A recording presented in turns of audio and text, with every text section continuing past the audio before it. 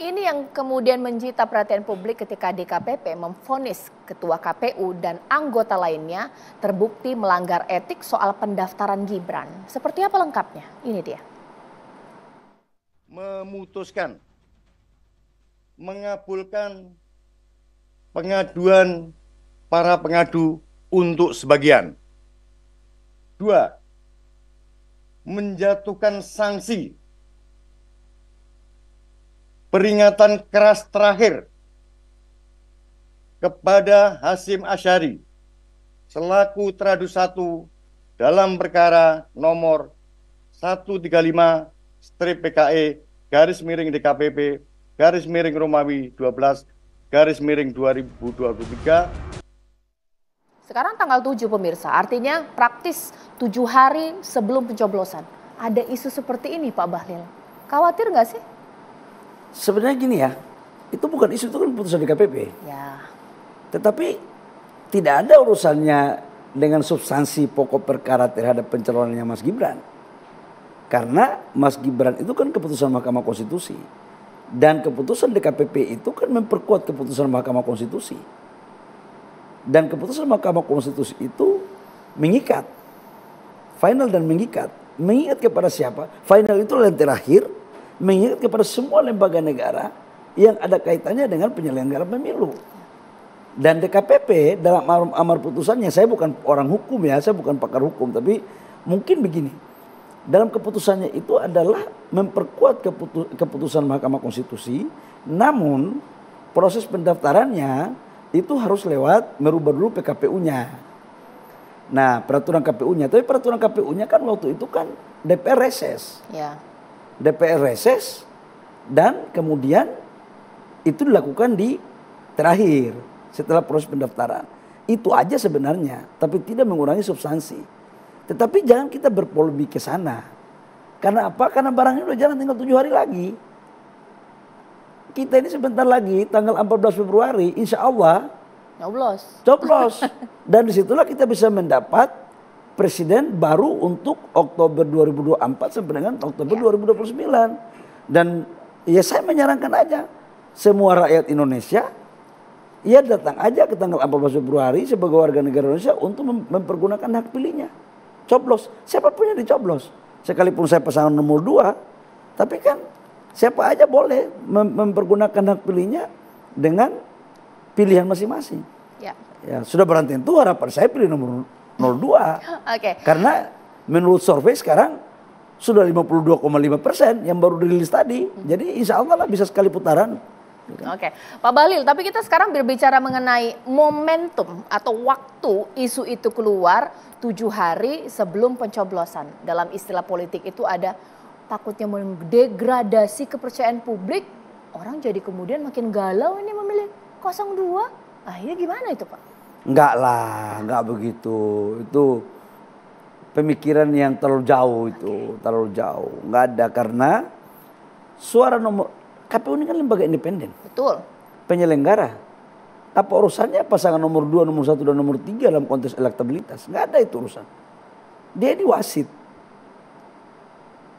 Ya kita hargai dia, kita hargai institusinya karena dia independen. Kami kampanye diatur oleh dia. Pasangan 1, 2, 3 ini kan kampanye kan diatur oleh KPU. Jadi nggak ada urusan korelasinya antara elektoral dukungan rakyat kepada pasangan manapun dengan apa yang diputuskan oleh DKPP terkait dengan KPU. Oke. Tapi kalau isu ini dimainkan untuk paslon lainnya, ini gimana Pak? Isu dipanas-panasin, ditanggapi, terus kalau di pemberitaan. Itu memang, kalau bagi pasangan yang suaranya belum terlalu yakin untuk memperoleh kemenangan, ini akan dimainkan. Dan itu memang tugas tim sukses memainkan itu. Tapi kami dari pasangan 02 bukan berarti ketinggalan langkah. Itu yang tadi orang Papua bilang, ngana baru berpikir kita subaca. Kau baru berpikir kakak subaca. Ya. Ini semua bagian daripada ikhtiar untuk bagaimana kita tetap konsisten untuk menjaga suara pasangan 02. Oke. Dari TKS tapi sudah ngecek mungkin ke DKPP atau mungkin secara hukum tidak menganulir ya? Enggak, kita udah, saya sendiri belum cek, tapi pengacara-pengacara yang kita temui, beberapa pakar hukum, tata negara juga sudah kami diskusikan. Tadi saya diskusi juga sama Pak Yusril, itu nggak ada masalah. Oke. Ini sekarang saya mau tanya soal judul saya ini. Dengan 3 isu tadi, 3 tidak kita bahas ya. Yakin tidak sih menang 1 putaran? Insya Allah, saya izin Allah Subhanahu Wa Taala dan dukungan rakyat Indonesia, kita akan berpotensi besar dan bahkan insya Allah menang 1 putaran, karena bukan saya yang ngomong, dari hasil kerja kita di lapangan, konsolidasi, pantauan, dan dibuktikan secara akademik oleh lembaga survei. Dan lembaga survei ini bukan hanya di dalam negeri, The Economic yang baru awal Februari ini dia sudah merilis 53%. Kemudian Populi yang survei terbarunya ya 25,5%. Mungkin besok atau kapan lagi ada. Bahkan mungkin saya dengar informasi Kompas juga melakukan survei, tapi hasilnya belum dirilis. Saran saya sih biar dianggap tidak subjektif, harus objektif. Semua lembaga survei diumumkan biar publik bisa melihat mana yang terbaik. Dan Kompas kan salah satu lembaga yang punya integritas. Ya tinggal kita tunggu aja, berani nggak dia rilis. Oke, Pak Bahlil, saya tuh penasaran. Kapan terakhir Bapak ketemu dengan Pak Prabowo, bahkan juga Gibran mungkin? Sempat nanya nggak sih? Ada sempat kegalauan nggak sih menang 1 putaran dengan begitu banyak isu yang kemudian dialamat ke 02 ini? Kami itu selalu berikhtiar ya. Pak Prabowo itu selalu mengajarkan kita tidak boleh overconfidence. Mas Gibran juga begitu. Mas Gibran ini anak muda tapi mempunyai suatu pengalaman dalam proses pilkada di Solo. Dan dia juga mempunyai perhitungan-perhitungan yang luar biasa. Usianya boleh muda tapi berpikirnya matang. Kami galau sih enggak ya. Galau enggak, tapi diminta untuk kita kerja keras terus. Semua pendukung kita, semua relawan kita, semua partai-partai pendukung, simpatisan, seluruh rakyat Indonesia dari Aceh sampai Papua, pendukung pasangan 02 harus tetap jangan berhenti-hentinya untuk kita berikhtiar. Kita kerja terus sampai dengan tanggal 14. Berapapun suara kita, kalau kita suara sudah insya Allah sudah di atas, kita pertebal, kita pertahankan. Jadi galau enggak, cuma kita diminta untuk kerja terus, ekstra kerja keras. Apalagi Pak Prabowo kan, kemarin dari Manado, sekarang lagi sudah ke Sumatera, besok ke Jawa Barat. Jadi luar biasa totalitas pasangan capres dan cawapres, termasuk tim koalisi, partai koalisi, relawan-relawan, simpatisan, masyarakat, jadi semua kami total. Itulah sebenarnya inti kekuatan kami.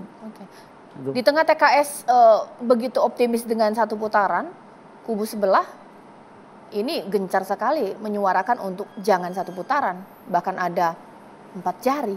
Ya, seperti apa? Tandingan. Karena tadinya kan katanya sudah koalisi.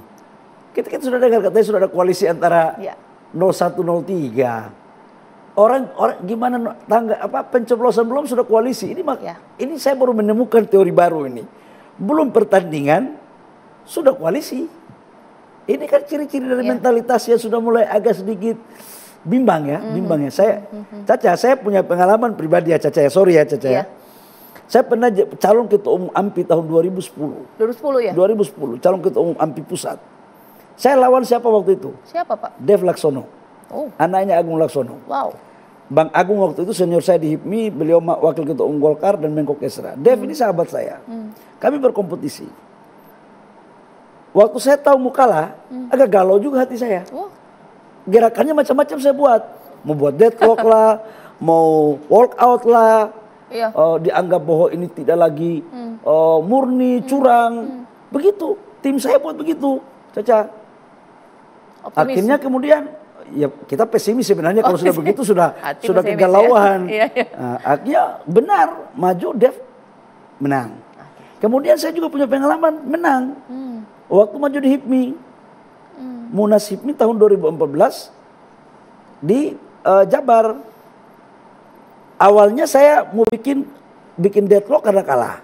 Akhirnya deadlock. Pada saat lanjutkan di Bogor mau menang, lawan saya membuat deadlock. Jadi memang secara psikologi pengalaman pribadi saya ya, tim yang membuat gerakan begitu memang karena ada bagian yang mulai rasa tidak percaya diri. Oke. Caca.